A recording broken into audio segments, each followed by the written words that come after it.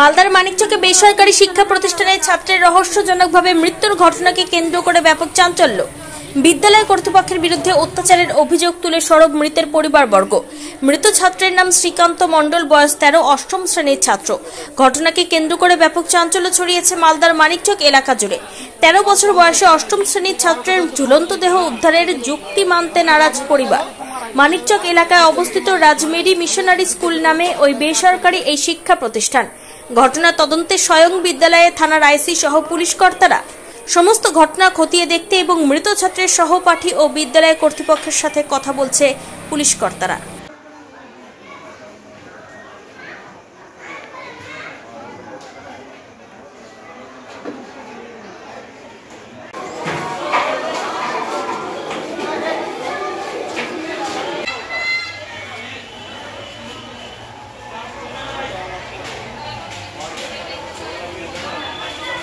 ঘটনা গরমের ছুটিতে ছেলেটা বাড়ি গিয়েছিল।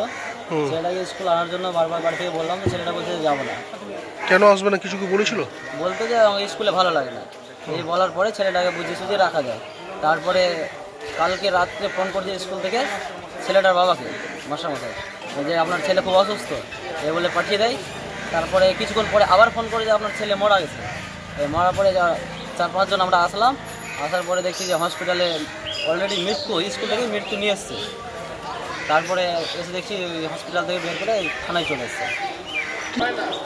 ছেলের বাপ 12টা 10 মিনিটে আমাকে ফোন করে আমার বাড়িতে, যে মামা বলে আমার ছেলে খুব অসুস্থ, কেউকে আমার বাড়ি থেকে পাঠাও।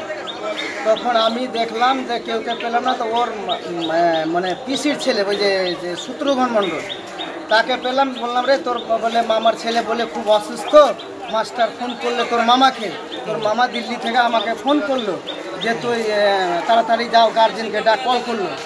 তখন ও মানে ওই যে ছেলেটা মারা গেছে তার মা ছিল মায়ের বাড়িতে 800 যোগীটোলাতে।